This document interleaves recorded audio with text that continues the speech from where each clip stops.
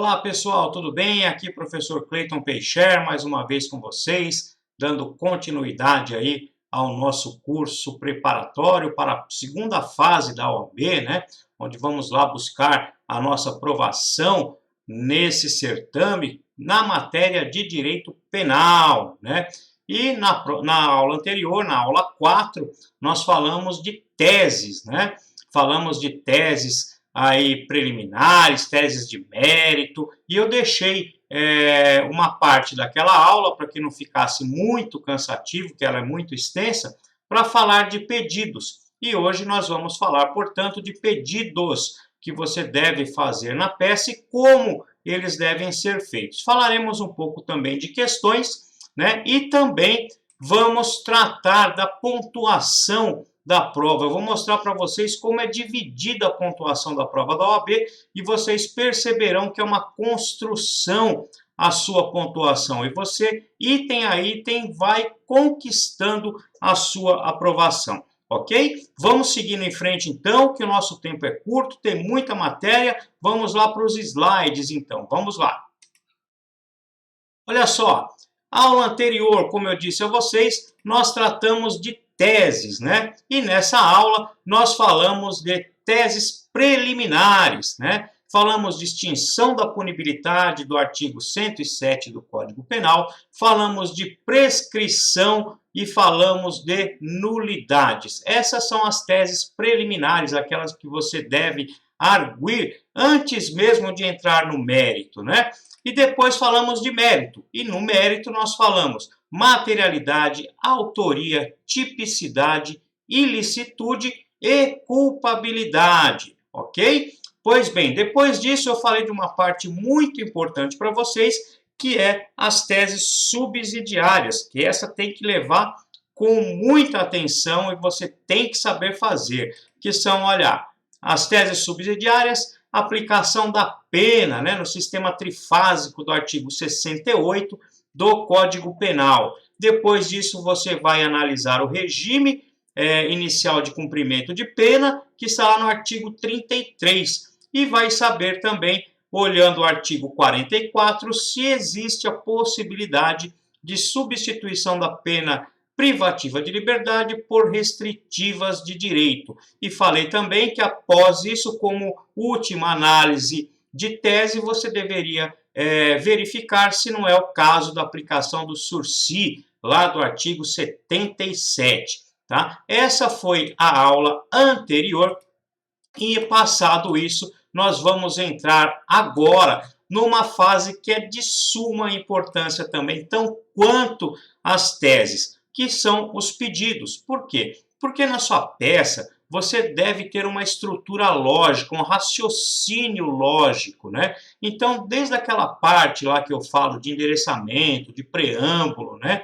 Dos fatos, aí nós falamos de direito e depois dos pedidos. Percebam que as 5 fases da sua peça incluem o pedido.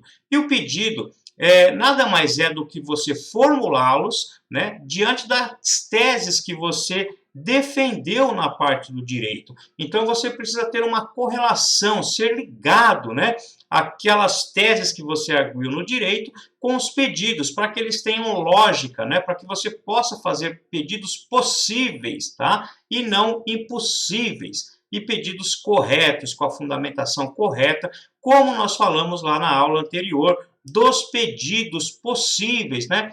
Como, por exemplo, na fase de resposta à acusação, na fase de memoriais e assim por diante. Então, o que eu quero chamar a atenção para vocês nesse momento é que os pedidos devem ter uma correlação com as teses desenvolvidas. E os pedidos também pontuam, né? Pontuam bastante, não só aquele pedido de absolvição, mas você discorrendo sobre os pedidos que você formulou até nas teses subsidiárias, vocês verão ao final, no exemplo que eu vou mostrar para vocês de pontuação de peça, que eles pontuam. A OAB dá muita importância para isso. Então vamos lá para o slide e vamos analisar o pedido e como fazê-lo. Vamos lá, olha só. Cada pedido deve guardar relação com as teses desenvolvidas. observados os princípios da correlação, congruência, devido processo legal, contraditório e ampla defesa, né? Você tem que analisar tudo isso. Estabelece o princípio da correlação, que é a necessidade imperiosa da correspondência entre a condenação e a imputação, ou seja, o fato descrito na peça inaugural de um processo, queixa ou denúncia, deve guardar estrita relação com o fato constante na sentença pelo qual o réu é condenado. Olha lá, vamos seguindo. Se o juiz só pode decidir condenar de acordo com o que foi pedido pela acusação, por certo que também deve basear a sentença de acordo com os pedidos do réu, que devem estar de acordo com a causa de pedir, ou seja, de acordo com a tese defensiva. Como eu disse a vocês, você tem que manter uma relação. E se o juiz pode julgar de acordo com a acusação, vai julgar de acordo com aquilo que o Ministério Público está pedindo, ele vai levar em consideração também as teses propostas pela defesa, né? Como, por exemplo, a aplicação da pena no mínimo legal, a aplicação de uma atenuante, o afastamento de uma agravante, o regime inicial e assim por diante. Então, tudo isso dentro da sua peça deve ter uma correlação, ok? Seguindo, então, portanto, se deve formular pedido específico para cada uma das teses sustentadas no campo do direito. E vocês verão, lá no exemplo que eu trouxe para vocês na aula de hoje, que você vai desenvolver as teses preliminares, teses de mérito e as subsidiárias. Entretanto, você vai fazer os seus pedidos de uma forma diferente. Você vai pedir sempre aquilo que você quer mais. Afinal de contas, o que se busca no processo? O que você vai pedir em favor do seu cliente? A absolvição ou a nulidade? Você vai pedir os dois. E em tese preliminar, como eu disse a vocês, existe a figura da nulidade. Só que lá no pedido, você vai sempre pedir do que você quer mais para o que você quer menos. E é muito mais interessante para o seu cliente que ele seja absolvido, porque anulando o processo, esse processo retorna lá ao status quo onde ocorreu a nulidade, né? E aí existe ainda para ele a possibilidade de uma condenação. E se você fizer o pedido de absolvição, primeiramente, o juiz já vai absolver e não vai ter a necessidade desse processo retornar. Entretanto, você vai argumentar na sua peça que, caso não seja do entendimento do juiz em reconhecer a tese absolutória, que ele reconheça a nulidade que ocorreu naquele processo, voltando então o processo àquele estado que estava antes de ocorrer a nulidade, que se faça novamente todo o procedimento, perfeito? Vamos lá. Exemplo. Se argumentou a tese de legítima defesa, lá do artigo 25 do Código Penal, em sede de resposta à acusação, lá do artigo 396 e 396-A do CPP, deverá formular o pedido de absolvição sumária, nos termos do 3971.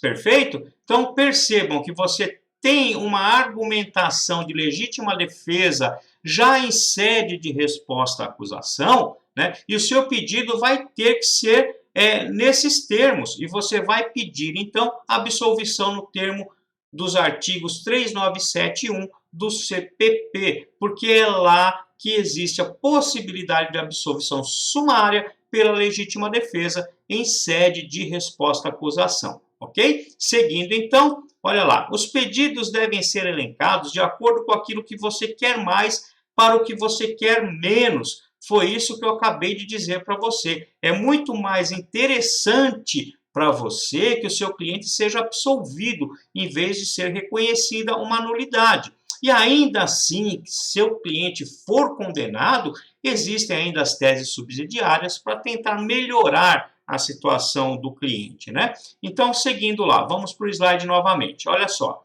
aqui não se exige que os pedidos sejam feitos de acordo com a argumentação, ou seja, se você pediu em preliminar a nulidade, não quer dizer que essa seja declarada em detrimento do pedido de absolvição, como eu expliquei agora. né? Então, vamos para alguns exemplos de pedido que eu trouxe para vocês. Olha só, eu trouxe um exemplo de um pedido em memoriais no procedimento comum, tá? Isso é uma tese bem recorrente que a OAB cobra de vocês, né? O memoriais sempre foi uma peça favorita para cair no exame da ordem e ela é uma peça onde se cobra muita coisa, então você tem que saber fazer o pedido de uma forma correta, porque pontua muito. Vamos ver alguns exemplos. Olha só. Lá no final você põe dos pedidos. Diante do exposto, requer. Olha só. A absolvição do réu com fulcro no artigo 386, inciso algum daqueles que se enquadrar na sua tese, né, naquela tese que você desenvolveu, né, artigo 386, inciso tal do CPP. Depois, caso não seja o entendimento de Vossa Excelência em absolver o réu nos termos propostos acima, que seja reconhecida a extinção da punibilidade nos termos do artigo 107.4, de acordo com a prescrição anteriormente arguida. Ou seja, lá em tese preliminar, você percebeu que o problema trazia uma questão de prescrição. Ou seja, já estava extinta a punibilidade. Ainda que esse processo avançasse, o seu cliente não seria condenado, né? Mas você vai pedir absolvição, porque você tem tese de mérito, né? Mas lá, à hora de formular os pedidos, você vai pedir a absolvição pela sua tese desenvolvida de mérito, né? Entretanto, caso não seja do entendimento do juiz de lhe absolver o seu cliente pela tese de mérito, você vai dizer ainda que já está prescrito e não teria como o réu ser condenado. Percebam que é um pedido subsidiário, mas tão importante quanto o pedido principal de mérito, tá bom? Vamos seguindo então.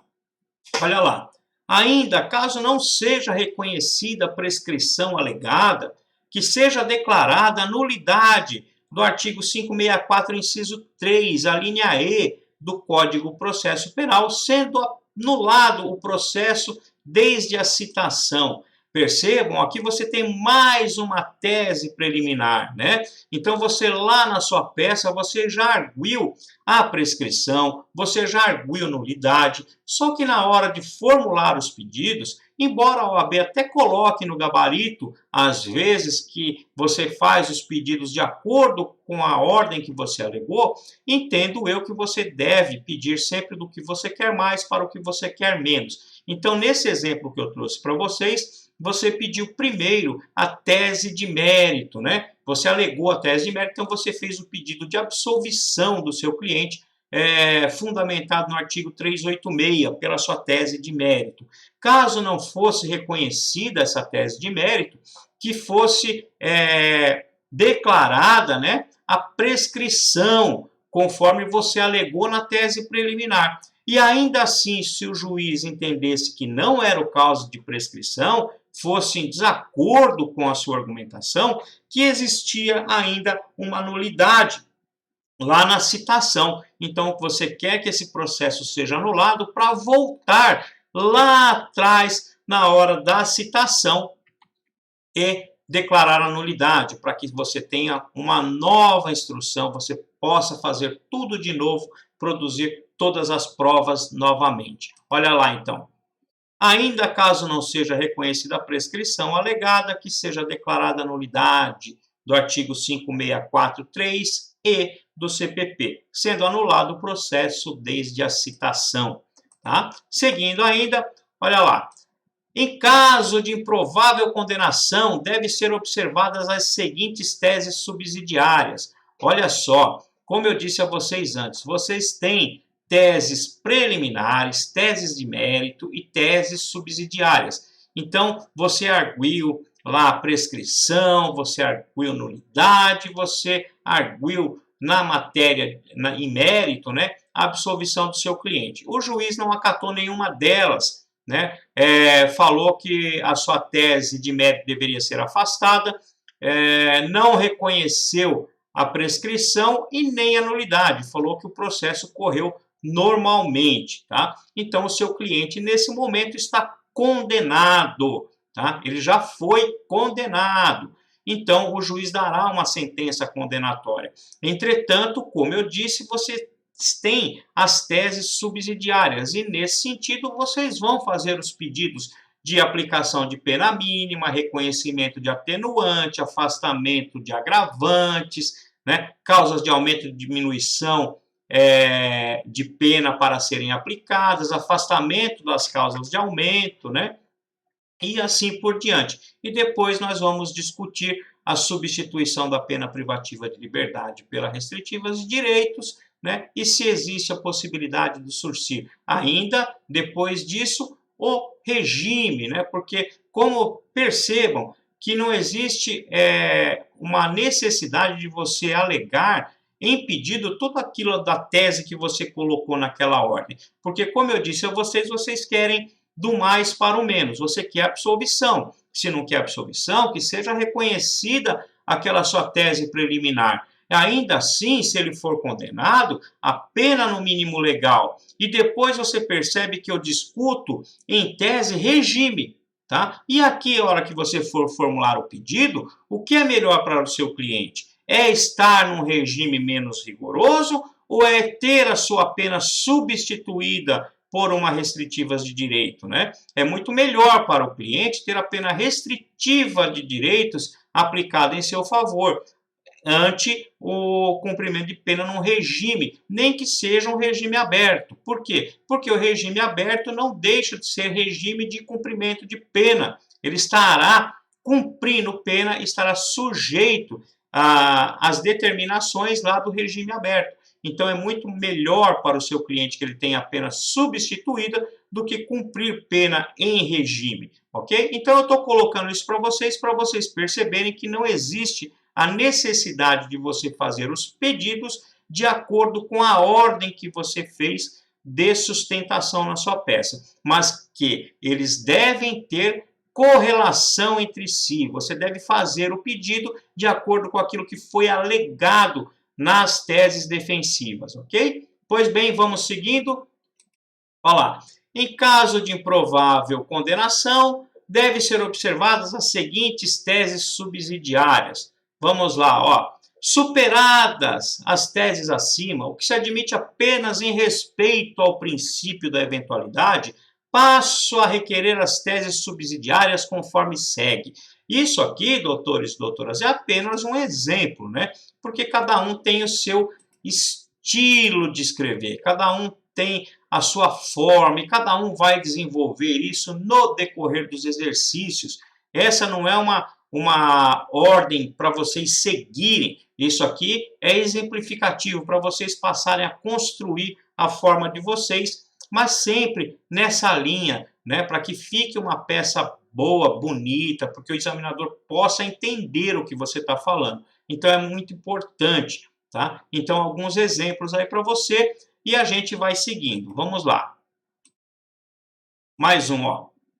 A pena base deverá ser aplicada no mínimo legal, nos termos do artigo 59, pois as circunstâncias judiciais são favoráveis ao réu, né? Como eu disse a vocês, né, nós vamos passar nas teses subsidiárias pelo sistema trifásico de aplicação de pena, pela aplicação de regime e substituição. Então, é assim que você deve argumentar, porque lá no artigo 68 fala que a primeira fase da aplicação de pena serão consideradas as circunstâncias judiciais do artigo 59, perfeito? Então, vamos lá, seguindo. Deverá ainda ser aplicadas as atenuantes genéricas da confissão e menoridade. Olha lá, sistema ainda trifásico de aplicação de pena, passado a primeira fase do artigo 59, serão analisadas as circunstâncias atenuantes e agravantes, né? Então, desse jeito que você vai argumentar e fazer o seu pedido. Vamos lá, seguindo. Requer o afastamento da agravante da reincidência, né? Olha lá, falei de atenuante, falei de agravante, e seguindo, deverá ainda ser aplicado furto privilegiado nos termos do artigo 155, parágrafo 2º do Código Penal. Isso tudo como exemplos, né? Como exemplos, porque nós fizemos tudo isso na argumentação. Olha lá. deverá ser aplicado o furto privilegiado nos termos do 155, parágrafo 2º do Código Penal. E seguindo, olha só, requer o afastamento da figura qualificada do crime de furto por rompimento de obstáculo. Como eu disse, isso aqui é tudo exemplos, né? Você vai ter que argumentar tudo isso de acordo com o que tiver proposto lá no problema, né? Lá na sua prova da OAB, tá? Passado essa fase, você vai falar de regime, né? Então falamos da aplicação de pena, agora vamos falar do regime. Da mesma forma, do jeito que foi argumentado lá no direito.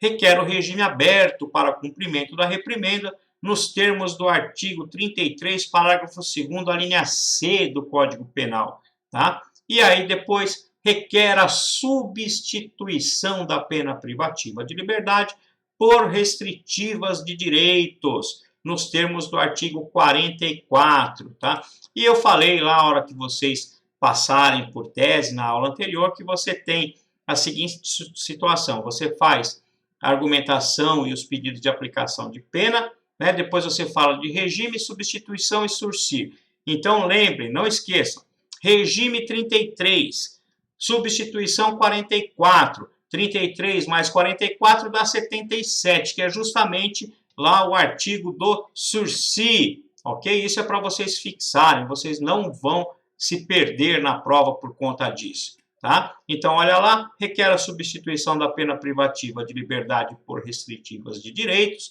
nos termos do artigo 44 do Código Penal. E requer a suspensão da pena privativa de liberdade, o sursi, nos termos do artigo 77. Tá? E aqui, então, nós terminamos a fase dos pedidos, mas ainda existe um requisito que a ordem sempre cobra, que é o fechamento, né? O fechamento. Só um minutinho.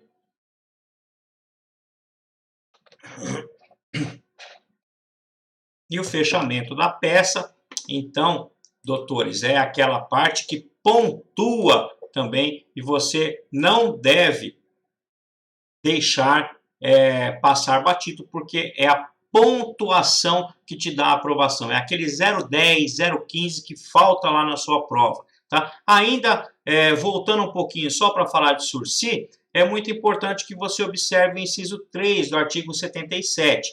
Tá? Porque, como eu disse a vocês, vocês têm que verificar a aplicação de regime, substituição e sursi. Mas, olha só, lá no slide.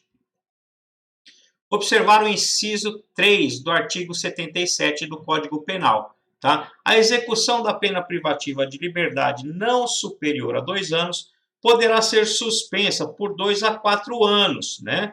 Desde que, e eu coloco lá o inciso 3 do artigo 77, que fala assim: não seja indicada ou cabível a substituição prevista no artigo 44 desse Código. Isso quer dizer que sempre que couber a substituição da pena privativa de liberdade por restritivas de direitos, deverá ser aplicada esta e não o sursi, tá bom? Então vamos seguindo, olha lá. Aí você fecha a peça. É aqui um momento que também pontua, e como eu disse a vocês, aquele 0,10, aquele 0,20 que vai te dar a aprovação. Então você vai fazer o fechamento da sua peça nesse sentido. Como eu disse a vocês também, de uma forma exemplificativa, né? Cada um vai ter o seu estilo, mas eu coloquei aqui para vocês desse jeito, olha só. Termos em que pede e espera deferimento, né?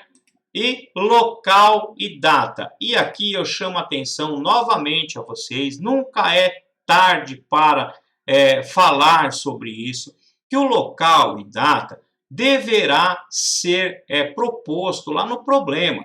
O próprio problema vai trazer para você, e a OAB costuma fazer isso. Olha, o réu foi intimado da sentença no dia 18 de maio, uma terça-feira, sendo que o próximo dia é útil, né? Sendo que os próximos dias são dias úteis, né? E pede para você datar a peça, tome a medida cabível como advogado de fulano ou de ciclano e interponha a peça cabível no último dia do prazo. Então, isso é muito importante que você observe, porque vale ponto. Não deixem passar os pontos fáceis, porque é eles que podem fazer toda a diferença lá no dia da sua prova para a sua aprovação.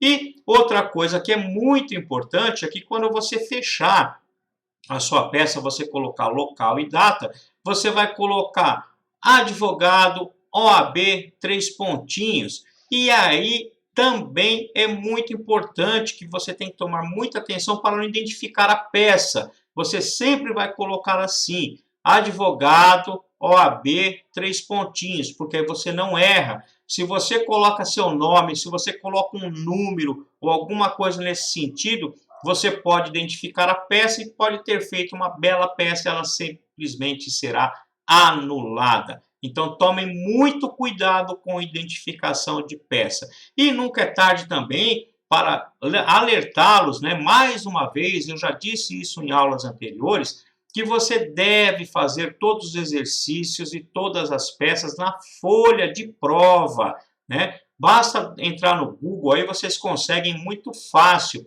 a folha de prova. Não fazer em prova em folha de caderno, porque a disposição das margens e das linhas é diferente. E sendo assim, você pode se complicar lá na hora da prova com o tamanho da sua peça, né, se fizer aí na folha de caderno.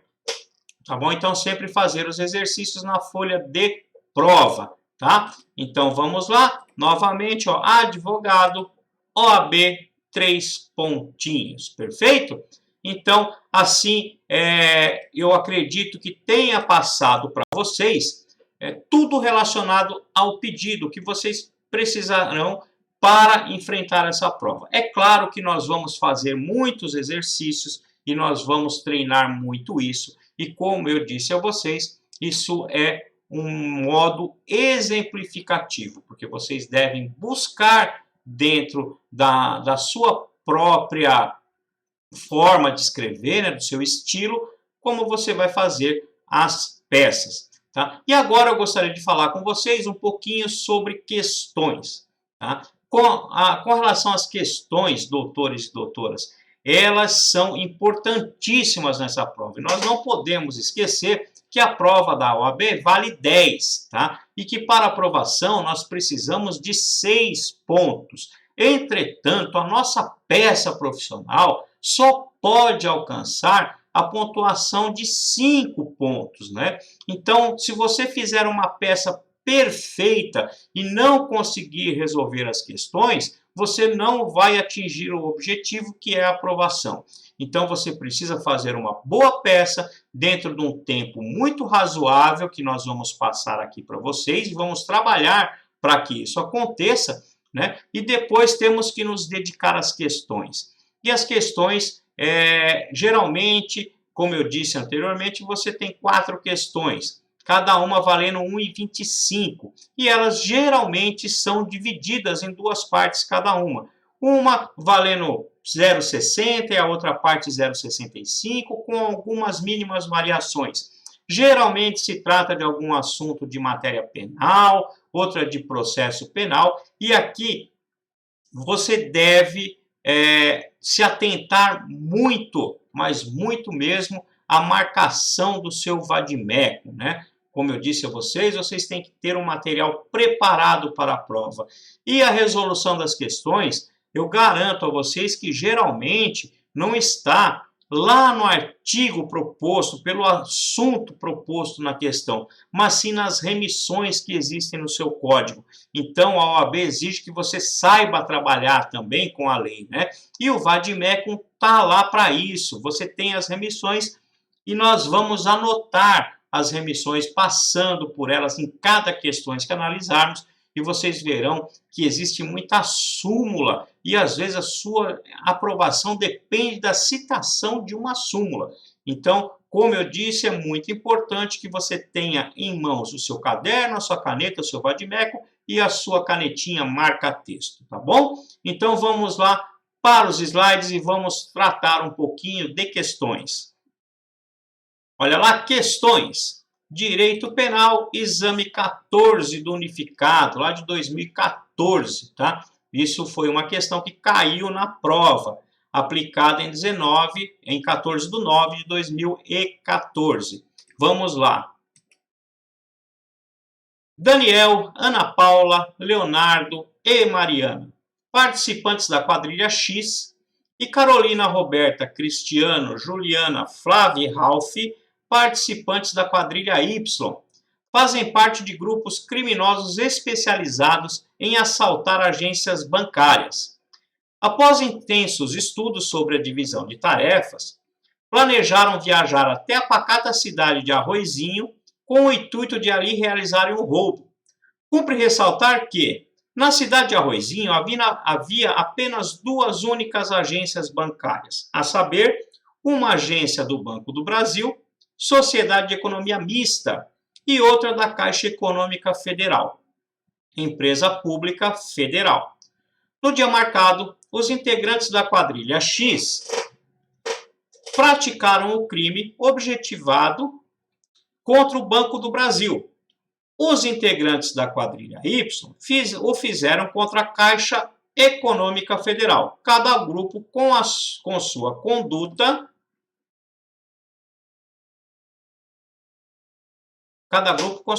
Desculpa. No dia marcado, os integrantes da quadrilha X praticaram o crime objetivado contra o Banco do Brasil e os outros contra a Caixa Econômica. Desculpe, aqui deu um erro no slide, mas dá para acompanhar perfeitamente, doutores. Só o último parágrafo que não apareceu no anterior, tá?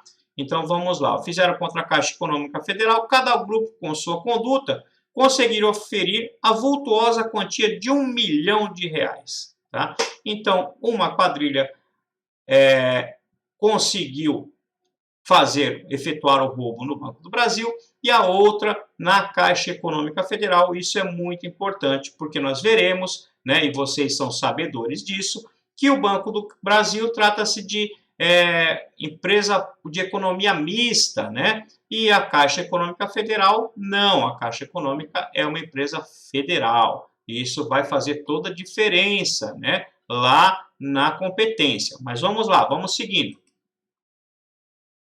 Nesse caso, atento tão somente aos dados contidos no enunciado, responda fundamentadamente de acordo com a Constituição. E aqui, olha só, eu já estou chamando a atenção para vocês, e vocês, é lógico, podem retornar um pouquinho o vídeo, parar, anotar, né? Isso que é o bom dessa aula online, né? Mas olha só, eu já chamei a atenção para vocês que o parágrafo fala assim, ó, nesse caso, atento tão somente aos dados contidos no enunciado, responda fundamentadamente, de acordo com a Constituição. Isso quer dizer que a OAB já está chamando a atenção para você de onde você vai procurar, né, a resposta. Ela está pedindo para que você fale com base na Constituição Federal, ok? Seguindo então, olha lá. Qual a justiça competente para o processo e julgamento do crime cometido pela quadrilha Y? E como eu falei para vocês, olha a pontuação 0,65, né? Se a prova vai dividir as questões em 1 e 25 cada uma, olha aqui, alternativa A, você já vai pontuar 0,65 respondendo corretamente. E a B, qual a justiça competente para o processamento e julgamento do crime cometido pela quadrilha X? E 0,60, totalizando aí, como eu disse a vocês, 1,25. E aí, como que faz, doutores e doutoras? Aqui, a própria OAB já deu a dica, né? Falando, olha, vá procurar lá na Constituição Federal. E você vai abrir a sua Constituição e vai procurar alguma coisa relacionada à competência. Tá? E você vai fazer isso como? Você tem dois índices no seu vade-mecum. Você tem o índice sistemático e o índice remissivo. Então, você vai lá no seu índice e procure do jeito que você achar melhor. Alguns se dão melhor com o sistemático, outros com o remissivo. Mas o importante é você ir lá no índice e buscar pelo assunto competência. E lá, com certeza, vai estar indicando, né, o artigo que fala desse assunto no seu vade-mecum, tá? Então, vamos lá para a resposta, dá uma olhadinha. A Constituição da República, em seu artigo 109, inciso 4, estabelece que compete à Justiça Federal o julgamento das infrações penais praticadas em detrimento de bens, serviços ou interesses da União ou de suas entidades autárquicas ou empresas públicas. Trata-se de competência determinada ratione personae, né? Assim, para se estabelecer a competência de julgamento dos crimes mencionados no enunciado, o examinando deverá, em primeiro lugar, levar em consideração a natureza jurídica da pessoa lesada, né? Ou seja, nós temos duas situações aqui. Nós temos uma empresa pública e uma empresa de economia mista, né? E lá no artigo 109 trata disso aí. Então, seguindo lá, olha só, destarte no caso do item A competência para julgamento do crime em que foi lesada a Caixa Econômica Federal é da Justiça Federal, por ser uma empresa pública, doutores e doutoras, nos termos do 109.4 da Carta Magna, da Constituição da República, né? Então, seguindo, relativamente ao item B, levando em conta que o lesado foi o Banco do Brasil, a competência para julgamento do crime praticado é da Justiça Estadual, pois, como visto anteriormente, referida instituição está fora do alcance da regra esculpida no artigo 109.4, sendo certo que a competência da Justiça Estadual é residual. Além disso, e aqui, residual quer dizer que você deve verificar, doutor e doutora, se não é da competência da Justiça Federal, né? E lá vai estar as de competência da Justiça Federal. Então, sendo residual a competência da Justiça Estadual, você deve analisá-la como última ratio, né? Sempre por último. E aí eu chamo mais uma atenção de vocês aqui, porque, como eu disse anteriormente, é muito cobrado pela prova da OAB em questões as súmulas. Percebam que vocês não têm jurisprudência para se socorrer, né? A OAB deixa hoje você trabalhar somente com a lei seca, só com o vade-mecum. Lá, eu sou da época ainda que ia fazer o exame da ordem e levava malas de livros, porque você podia levar doutrina.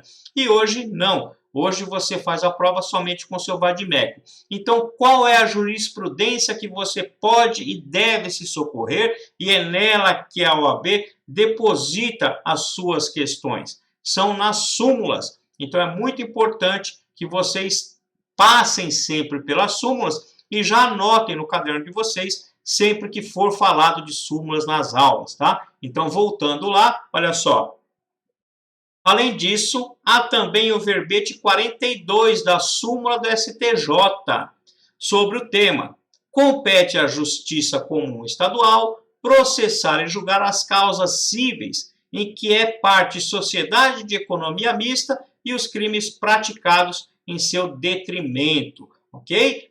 Pois bem, está aí a resposta da questão, né? Vamos lá agora para pontuação. Olha só como que a OAB distribuiu os pontos dessa questão. Isso vocês precisam perceber, porque eu vou chamar a atenção de vocês e lá no final mais da aula, vocês vão analisar a pontuação, inclusive, da peça profissional.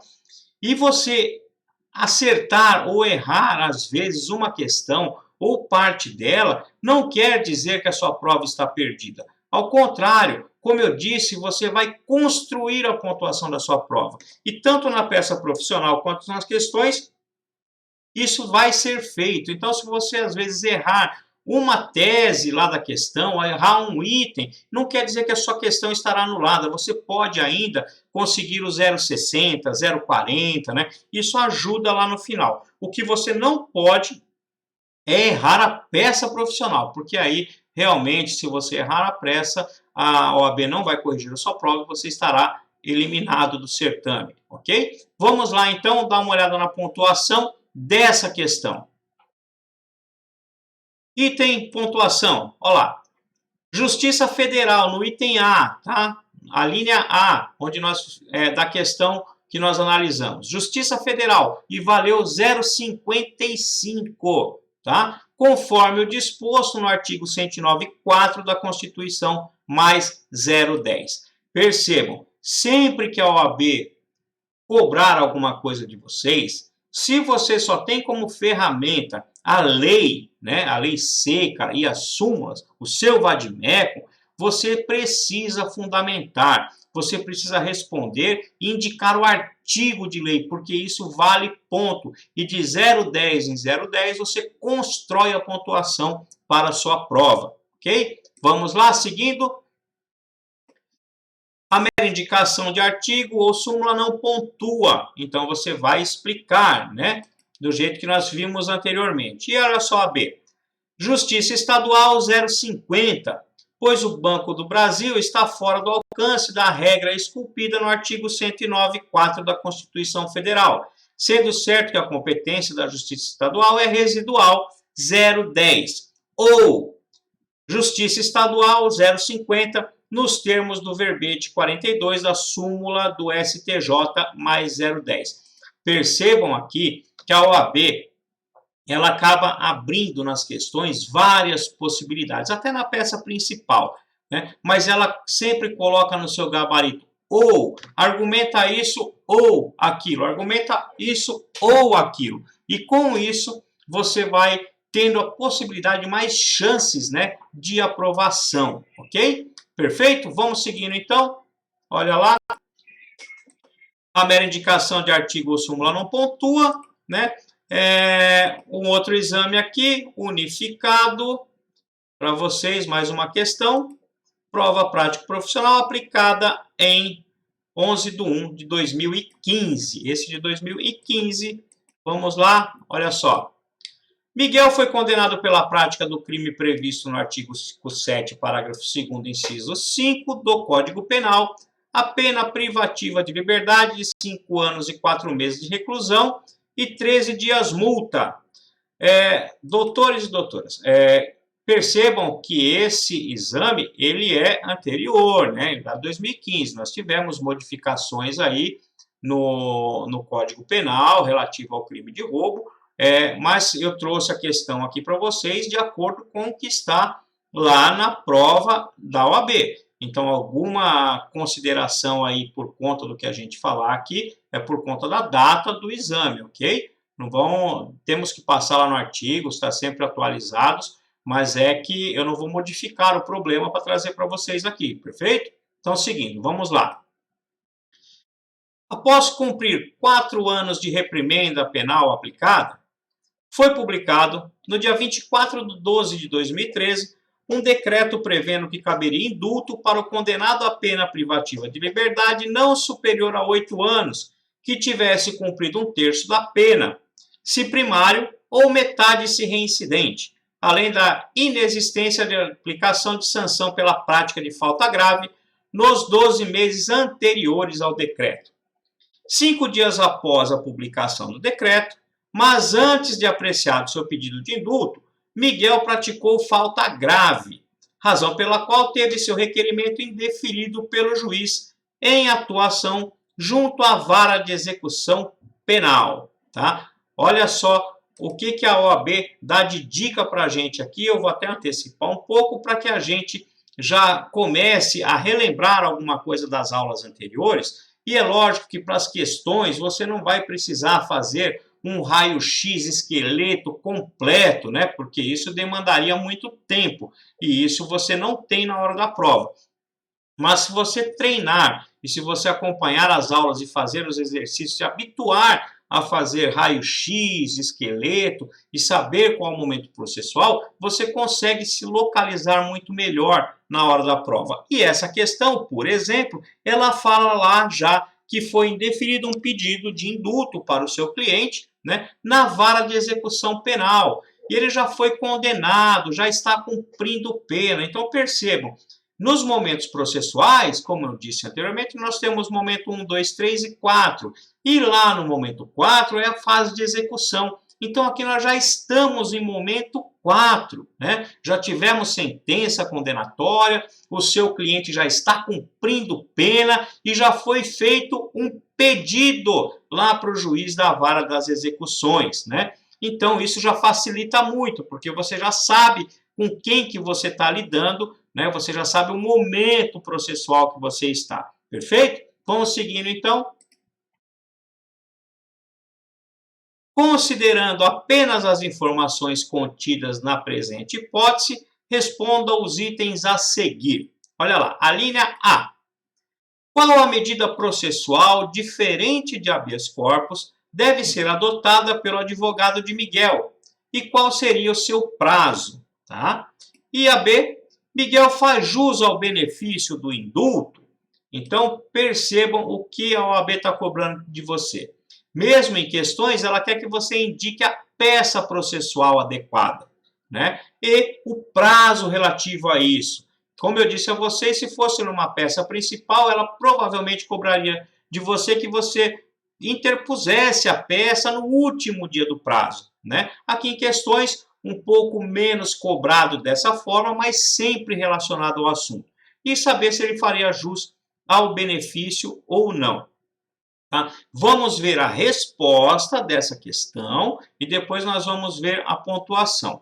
Eu ainda estou elaborando alguma coisa com relação a questões para passar para vocês, para que não fique tão facilitado para vocês assim as respostas. Eu quero que vocês tenham o tempo e oportunidade de procurar para que a gente possa discutir. A gente faz muito isso na sala de aula e é muito produtivo. Entretanto, por conta desse bendito coronavírus aí, né, Covid-19, gravar a aula em casa, sem a presença de vocês, é um tanto quanto novo, inclusive para mim. Eu prefiro e gosto muito de estar na sala de aula, e isso a gente debate bastante, vai fazendo a marcação no vadimeco, e é muito bacana. Mas a gente vai tentar superar essas dificuldades todas desse jeito e vamos tocando em frente, tá bom? Então vamos ver a resposta dessa questão. Olha lá, o examinando deve fundamentar suas respostas, a mera citação do dispositivo legal não confere pontuação. E como eu disse a vocês, se a ferramenta sua é o vadimeco, você deve argumentar e fundamentar de acordo com o seu vadimeco, de acordo com aquilo que está na lei. Então vamos lá. A questão, olha só, tem o objetivo de extrair do examinando conhecimento acerca do tema execução penal. Tá? E para isso você deveria saber em qual momento processual você está. Conforme o enunciado informa, o decreto de indulto previa que apenas impediria o benefício a punição pela prática de falta grave nos últimos 12 meses anteriores à sua publicação. E aqui ele não falou nada de posterior, né? A publicação se deu naquele dia, falando, se cometeu falta grave nos últimos 12 meses, não terá direito. E ele cometeu essa falta grave depois. Diante disso, a jurisprudência vem entendendo que a prática de falta grave após a publicação do decreto, ainda que antes da análise do requerimento do benefício pelo órgão competente, não impede a sua concessão, respeitando-se assim o princípio da legalidade, tá? Miguel faz jus ao benefício, motivo pelo qual deve o advogado interpor agravo de execução da decisão do juiz da vara de execuções penais, sendo o seu prazo de 5 dias, conforme o artigo 197 da LEP, né, e a súmula 700 do STF. Então, percebam aqui que eles cobram que você faça a indicação da peça adequada e o prazo, né? E nós vamos ver em exercícios lá na frente que quando você está na execução penal, tratando de execução penal, você tem 2 caminhos a seguir. Ou o problema vai te trazer uma situação onde o seu cliente tem direito a algum benefício, mas nada foi requerido ainda, então você deverá fazer esse pedido, ou vai te trazer uma situação em que já houve um pedido e já houve um indeferimento. Então, você teria que interpor um agravo, né? O prazo do agravo, doutores, está lá na súmula 700 do STF. Por quê? Porque lá na lei, na LEP, não tem prazo para o agravo, mas esse recurso era tratado lá no RESE, né? E com a publicação da lei, isso foi alterado, então, por analogia, se entende que o prazo é o mesmo do RESE, né? Do recurso em sentido estrito. Então, vamos lá, seguindo para o slide, em continuação, Cumpre destacar que a questão em análise foi dividida em 2 itens. Nesse sentido, para fazer jus à pontuação relativa ao item A, o examinando deveria indicar de modo expresso o cabimento do recurso de agravo em execução, cuja previsão legal está no 97 da LEP. Outro sim deveria indicar que o prazo para interposição do referido recurso é de 5 dias, tal como indica o verbete 700 da súmula do STF. Perfeito? Então, seguindo.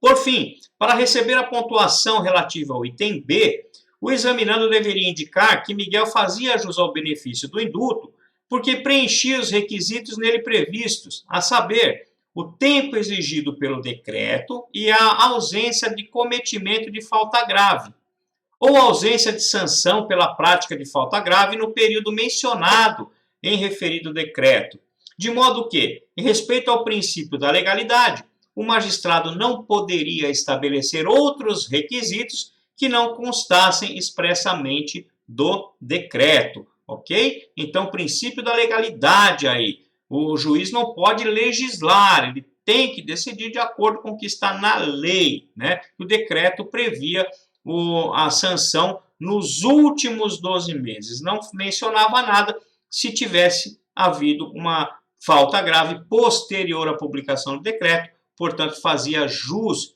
ao benefício. E olha lá, como determina o próprio espelho de correção, isso aqui eu trouxe lá da OAB, tá? A simples indicação de dispositivo legal não pontua. De igual modo, as respostas devem ser sempre justificadas. Além disso, a indicação de 2 ou mais medidas processuais, ainda que uma delas seja correta, não será pontuada, pois o comando da questão determina a indicação de apenas uma. Isso quer dizer o quê, doutores e doutoras? A OAB exige que você tenha efetivo conhecimento. Não dá para sair atirando para todos os lados, não dá para chutar várias teses aqui, porque a OAB vai anular sua questão. Então, você treinando, você sabendo dos momentos processuais e das teses, você não vai ter dificuldade, fiquem tranquilos, ok? Então, vamos seguindo para a distribuição dos pontos dessa questão, para vocês verem como ficou. Olha lá, distribuição dos pontos, item pontuação, agravo em execução, 0,40, pelo artigo 97 da LEP, mais 0,10. Percebam, como eu disse, tudo que vocês argumentarem, fundamente na lei. Olha aqui, você levou 0,10 porque indicou o artigo de lei correto. E esse 0,10 pode fazer toda a diferença na sua prova. Já pensou você ficar com 5,90 porque esqueceu de argumentar, de indicar o artigo de lei? É um terror, doutores. Então, não esqueçam disso e se habituem a indicar o artigo de lei, perfeito? Então, seguindo. O prazo é de 5 dias. E olha lá, 0,15. Verbete 700 da súmula do STF ou o artigo 586 do CPP. E aqui o artigo 586 é lá onde fala do prazo do RESE, né? Já está no capítulo do RESE. Então, como se usa por analogia o artigo do RESE, então se você pontuasse, se você argumentasse aqui tanto na súmula 700 quanto no 586 do CPP, você estaria pontuando. Tá vendo como a OAB não é tão ruim assim? Ela abre margem para que você construa a pontuação, tá bom? Seguindo então. B. Sim, pois Miguel preencheu os requisitos do decreto. E olha só, 0,50, meio ponto. Ou sim, pois Miguel preencheu os requisitos temporal e a falta grave ocorreu após o decreto. 0,50, né? Então, olha só como a OAB te dá margem para que você argumente, é lógico, sempre no mesmo sentido, sem chutar, né? Para que você possa atingir pontuação. Ou sim, com base no princípio da legalidade. Ou sim, pois o juiz não pode estabelecer outros requisitos que não constem expressamente do decreto, tá bom? Então, percebam, como eu disse a vocês, vocês têm que fazer uma argumentação e uma fundamentação lógica. E a OAB te dá margem para você pontuar. Entretanto, não chutem. Não chutem porque você pode argumentar 2 teses e a OAB entender que nenhuma delas vai ser aceita e você perdeu a questão. Então tome muito cuidado com isso, por favor, para que não ocorra e você chegue ao objetivo que é a aprovação.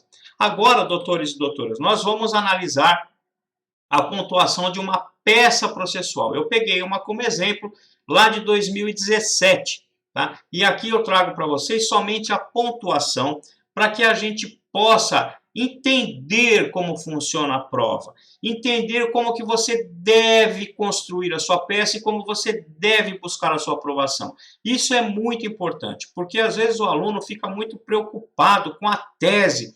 Meu Deus, se eu errar a tese eu não vou conseguir aprovação. Você primeiramente, doutor e doutora, você tem que acertar a peça. Você acertando a peça, você está no jogo.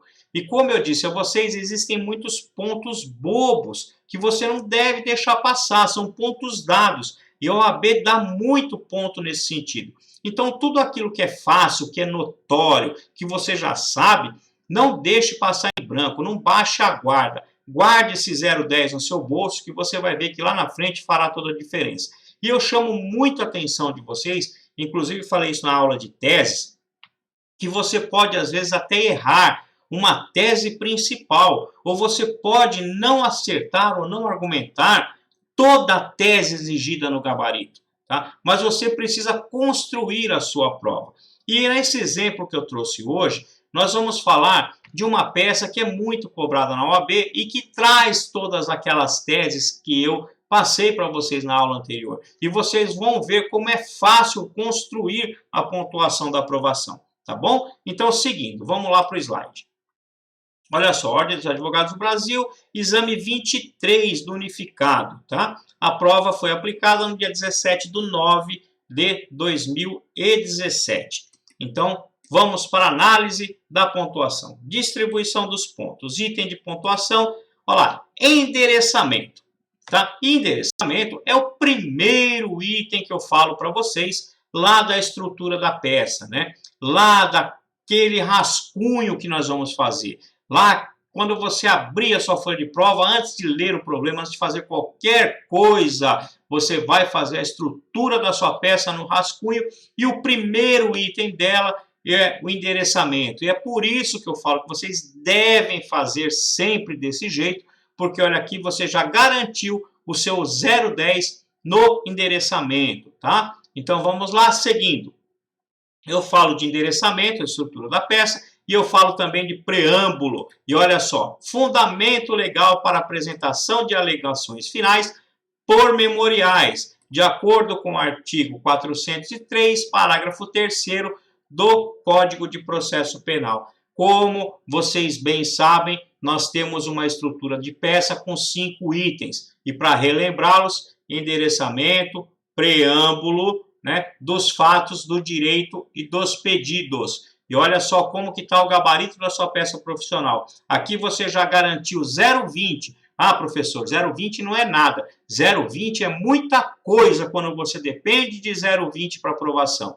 Então, esses pontos, esse 0,20 você não pode perder. Então, aqui a OAB te deu 0,10 em endereçamento e deu 0,10 em preâmbulo. E o que é o preâmbulo? É você falar qual que é a peça adequada que você está ingressando e qual o artigo de lei que a fundamenta, ok? Então, aqui, 0,20, endereçamento e preâmbulo, tá? Dos fatos, doutores, nós vamos ver os problemas. Fatos pontua, pode não pontuar no gabarito, falando assim, você descreveu os fatos, vai receber ponto, ou você não descreveu os fatos, então não vai receber pontos. Não é assim. Mas você precisa ter uma estrutura de peça, e a estrutura de peça te pontua. Se você não tiver uma estrutura adequada, você vai perder ponto, tá? O examinador vai tirar ponto de você. Então, nós vamos falar dos fatos, nós vamos resumir os fatos de uma maneira lógica, mas isso faremos lá nos exercícios, tá bom? Então, seguindo aqui, ó.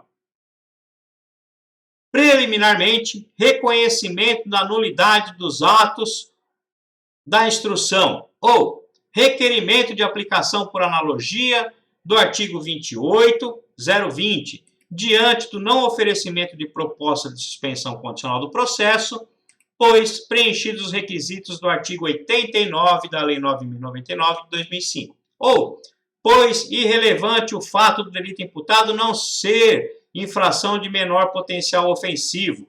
E isso tudo aqui te deu 0,40. E olha só, como vocês têm isso anotado no caderno, eu tenho certeza, porque nós combinamos que você ia fazer essas anotações, né? Então, olha só a estrutura da peça que nós estamos fazendo. Nós passamos pelo endereçamento e pelo preâmbulo dos fatos, né? E depois do direito. E no direito eu falei para vocês deixarem um espaço, né? Para fazer as teses. E as teses eu falei que seriam preliminares, mérito e subsidiárias. E olha aqui a OAB te cobrando a tese preliminar da nulidade. E esse processo ainda trazia uma situação de que seria um caso de menor potencial ofensivo e o promotor não teria oferecido essa proposta. Tá? Então, o gabarito ainda pedia para que esse auto retornasse para o Ministério Público para que ele pudesse formular a proposta. Mas o que eu quero chamar a atenção de vocês aqui é que nós, seguindo o modelo lá que eu passei para vocês de teses, nós já temos aqui tese preliminar e que ela pontuou em 0,40. Tá? Seguindo, vamos lá para o slide. No mérito, então já falamos de preliminares, né? Já descobrimos lá uma tese de nulidade. E no mérito, o problema trazia, ó, pedido de absolvição da Roberta. E olha como a OAB foi generosa nesse sentido. Doutores e doutoras, você vai fazer uma peça defendendo, né, o seu cliente em memoriais, né, ou uma apelação, por exemplo, você vai pedir a absolvição. Você vai pedir a absolvição do seu cliente. E só pelo fato de você pedir a absolvição, a OAB te pontuou em 0,30 aqui. Então é muita pontuação. Esses pontos não pode deixar de colocar no bolso de maneira alguma, tá bom? Então, seguindo, olha lá. E aqui vem a tese principal de mérito, né? Reconhecimento da ocorrência de erro de tipo. E aí sim, pontuou demais, quase um ponto, 0,90, né? E prevista lá no artigo 20 do Código Penal, pontuou mais 0,10. Ou seja, a principal tese de mérito aqui te dava um ponto. Mas isso não quer dizer que você perdeu lá o 0,30. Percebam, doutores e doutoras, ainda que você errasse a tese principal de mérito e perdesse esse um ponto na sua argumentação, você ainda teria lá só pelo pedido de absolvição o 0,30. Tá? Isso, falar que perdeu a tese principal de mérito requer reprovação, é uma grande inverdade, porque você pode buscar a sua aprovação na peça prática, ainda que tenha argumentado de forma diferente, ou não tenha argumentado, ou tenha errado a tese principal de mérito. Tá? Isso nós vamos ver no decorrer aí logo em seguida. Olha só. Reconhecimento do erro de tipo tem como consequência a exclusão do dolo ou atipicidade da conduta. E olha só, doutores e doutoras, como eu passei para vocês lá nas teses, no MATIX, você vai analisar materialidade, autoria, tipicidade, licitude e culpabilidade. E aqui na tese principal de mérito da OAB, ela cobra a atipicidade, ou seja, um dos elementos que eu coloquei para vocês analisarem lá no MATIX, tá? Então percebam que nós trabalhamos dentro de uma lógica, dentro de um cronograma, dentro de um checklist que você terá que fazer na sua prova. E se você fizer bem feito, não vai ter problema de aprovação. Seguindo. Subsidiariamente. E aí eu parto lá para as teses subsidiárias, como eu falei para vocês, né? Como eu disse, vamos falar de preliminares, que é extinção da punibilidade do 107, prescrição do 109 e as nulidades do 564 e outras, né? Mas você tem que tomar como norte lá no 564 do CPP. Depois falaremos de mérito, materialidade, autoria, tipicidade, licitude e culpabilidade. Né? Isso vocês também têm anotado, eu estou passando rapidamente, porque nós já estudamos isso. Tá? E quem perdeu a aula de tese, vá assisti-las. imediatamente, porque é muito importante, tá? E depois nós falamos de penas subsidiárias, e onde eu falo para vocês que tem alguns elementos para a gente observar, e dentro desses elementos está a aplicação de pena, regime e substituição. E olha o gabarito da OAB, o que ela pede. Subsidiariamente, a aplicação de pena base no mínimo legal, já que as circunstâncias do 59 são favoráveis, né? Vocês lembram, então, o que eu disse? Olha só, sistema trifásico de aplicação de pena do artigo 68 do Código Penal. Tá? E aqui a OAB está te exigindo exatamente esse conhecimento.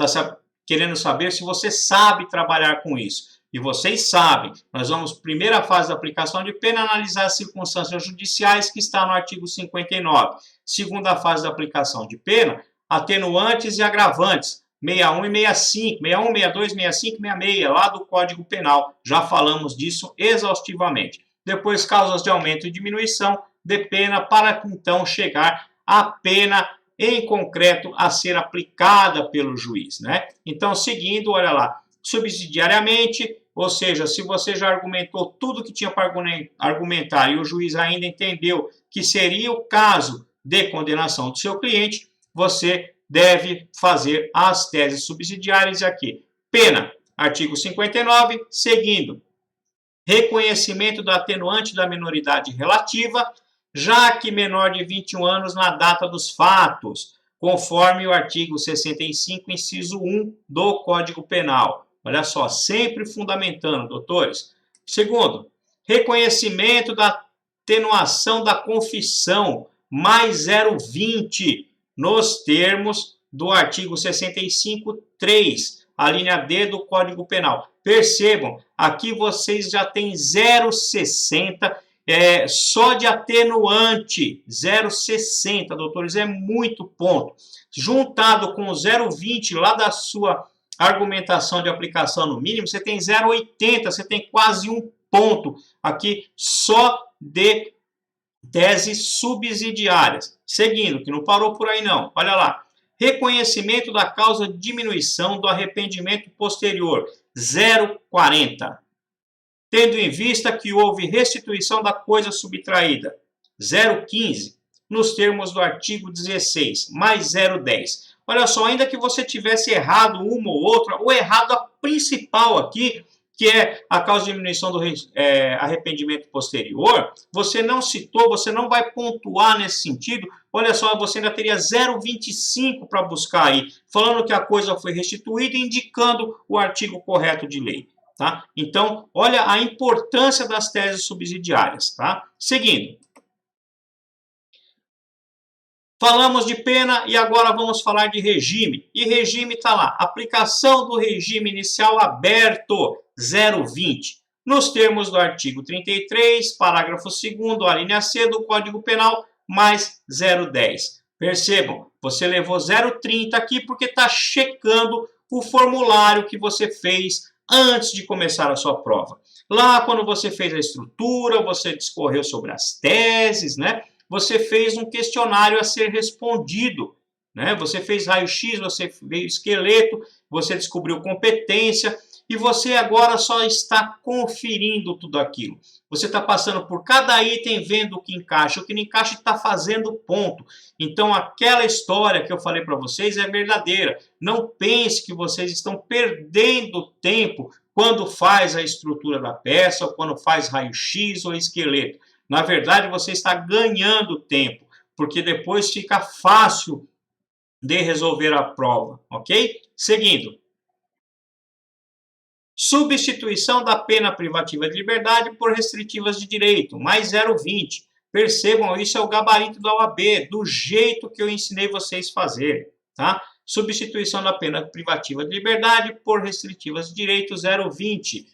Já que preenchidos os requisitos do artigo 44 do Código Penal e pontuou em mais 0,10. Olha só que beleza, né? Fica fácil, não fica, doutor e doutora? É só treino, nós vamos treinar bastante, vocês vão ver que no decorrer dos exercícios isso vai ficar mais fácil ainda, tá bom? Olha lá. Pedidos. E aí, como eu falei para vocês, você tem que fazer a correlação da tese argumentada com os pedidos. Tá? Então, você aqui no pedido, você vai ter tempo para fazer isso. E nós vamos fazer um pedido como se fosse um checklist também. Tá? Nós não vamos pedir só sobre a absolvição do cliente. E aqui, como eu disse anteriormente, eu chamo a atenção de vocês que você não precisa pedir na ordem que está lá na sua argumentação. Pode até aparecer no gabarito da OAB de forma diferente, mas isso não vai tirar pontuação sua. O que o examinador vai perceber é se você fez os pedidos correlatos, né? Então, você vai pedir tudo aquilo que você argumentou, sem deixar passar nada, porque às vezes é o 0,10 desse pedido que te dá a aprovação. Seguindo lá, então, vamos ver o slide. Pedidos. E aqui, nesse gabarito, né? Olha lá. Nulidade dos atos da instrução em razão do não oferecimento de proposta de suspensão condicional do processo, ou encaminhamento dos autos ao Ministério Público para oferecimento de proposta de suspensão condicional do processo. 0,5.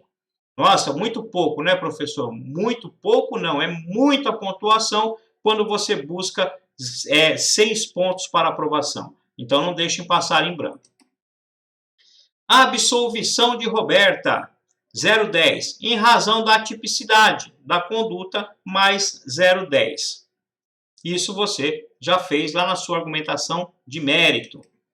Aplicação da pena no mínimo legal ou reconhecimento das atenuantes, mais 0,5. Percebam que vocês já pontuaram tudo isso. Quando vocês fizeram a argumentação, vocês já pontuaram. Né? Vocês estão ganhando pontos fazendo a argumentação. E a OAB vem aqui e te dá a oportunidade de você pontuar mais, porque você vai fazer os pedidos correlatos. E isso vai te valer ponto. Olha lá, seguindo. Reconhecimento do arrependimento posterior ou aplicação da causa de diminuição do artigo 16, mais 0,5. Substituição da pena privativa de liberdade por restritivas de direitos, mais 0,5. Aplicação do regime inicial aberto, mais 0,5. Prazo, 29 de agosto de 2016, isso era o que constava do problema e te deu mais 0,10. Olha só, local e data, doutores, 0,10. Então, esse 0,10 pode fazer a diferença na sua aprovação. Não deixe ele passar batido. Você tem que acertar a data correta se a OAB te exigir. E nós vamos fazer exercícios, vamos saber como acertar essa data, fiquem tranquilos. Fechamento, local, data, local, assinatura, OAB, 3 pontinhos, 0,10. Tá? E aqui foi o final do gabarito da OAB. E agora eu passei aqui cada item com vocês e cada pontuação. Então agora, para fechar nossa aula, eu vou mostrar para vocês que, como eu disse anteriormente, vocês vão perceber, ainda que você não argumente a tese principal de mérito, ainda que você deixa passar alguma coisa, você tem plena condição de ser aprovado, porque você pontua demais na peça profissional. Então vamos lá que eu vou mostrar para vocês como que fica tudo isso. Endereçamento, a OAB pontuou 0,10, ok? Perfeito? Então, olha, nós não estamos nem falando da peça, de tese, de nada ainda. Vamos voltar lá na estrutura da nossa peça. Endereçamento, preâmbulo dos fatos, do direito, dos pedidos, local, data, assinatura. É isso que nós precisamos e temos construído lá na nossa estrutura de peça, perfeito? Então, olha lá, endereçamento 0,10. Preâmbulo, mais 0,10, tá? Então, você aqui, só de acertar a peça e para quem você mandou acertar a competência, você pontuou 0,20, tá? Seguindo. Preliminares, tá? E dentro daquele esquema de argumentação que a gente propõe para vocês, olha só, preliminares. Então, falou de nulidade, 0,20. E falou do não oferecimento da suspensão condicional do processo, mais 0,40. Percebam, você tem 0,20 lá da primeira fase, né, que é o endereçamento e o preâmbulo, e aqui você já tem mais 0,60, ou seja, você tem quase um ponto, doutores e doutoras. Você já tem 0,80 Só de acertar a peça e a competência você não conseguiu, você não começou nem a resolver o problema e você já tem 0,80. Então percebam como dá para construir de uma forma muito lógica e muito racional a sua pontuação de aprovação. Seguindo.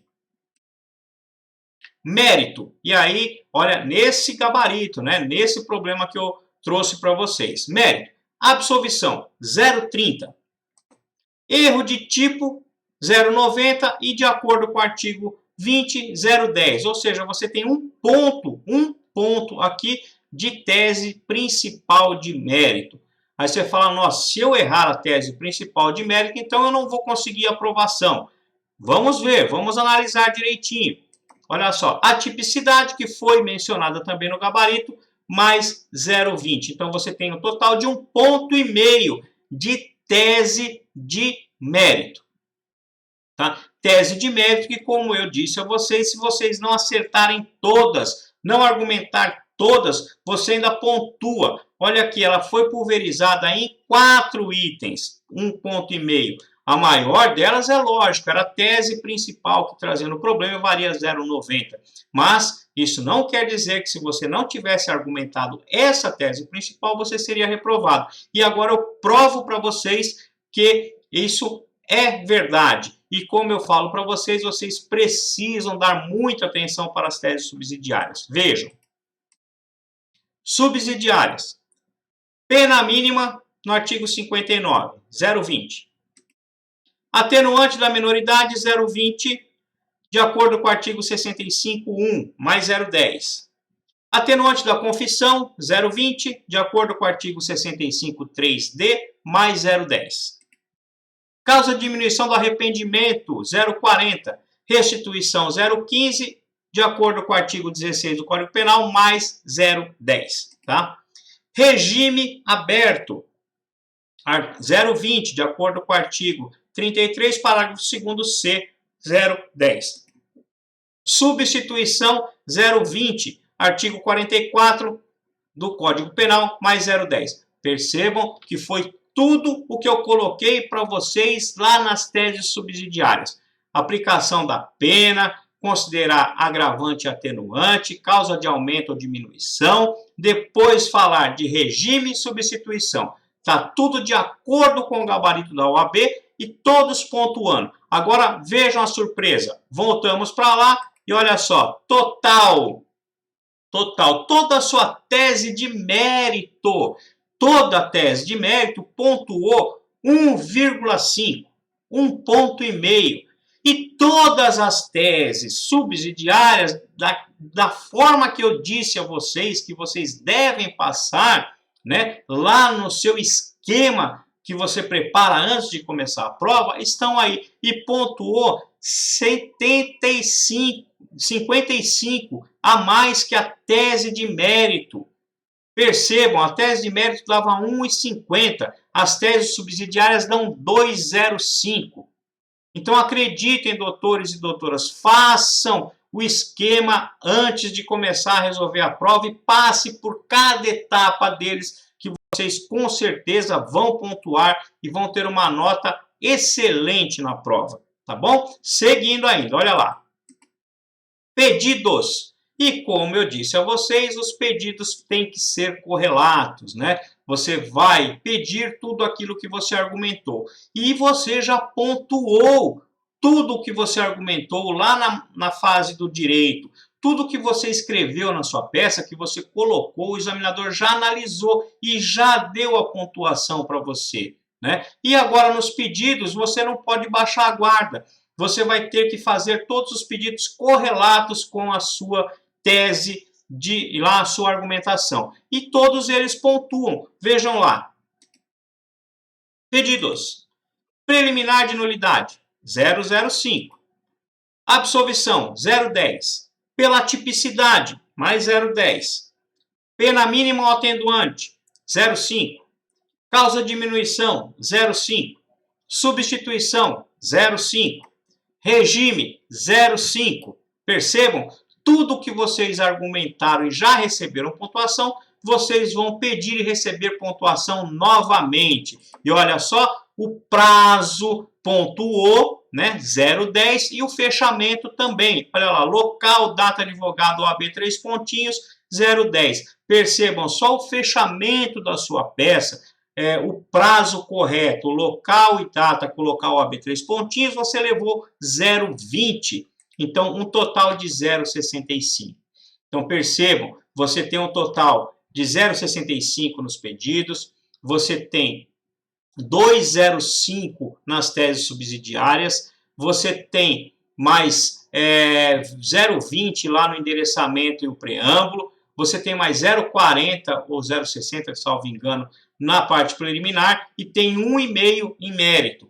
Então, como eu disse a vocês, ainda que vocês não acertem todas as teses de mérito, tá? Vocês estão no jogo acertando a peça e colocando no bolso os pontos fáceis, aqueles que a OAB dá de presente, como é a data de interposição, como são as teses preliminares, né? E principalmente as teses subsidiárias, porque se cair uma peça para vocês, como memoriais ou apelação, inevitavelmente você vai passar por todas elas. Existem peças que nós não vamos discutir isso, como eu já disse a vocês em outro momento de aula.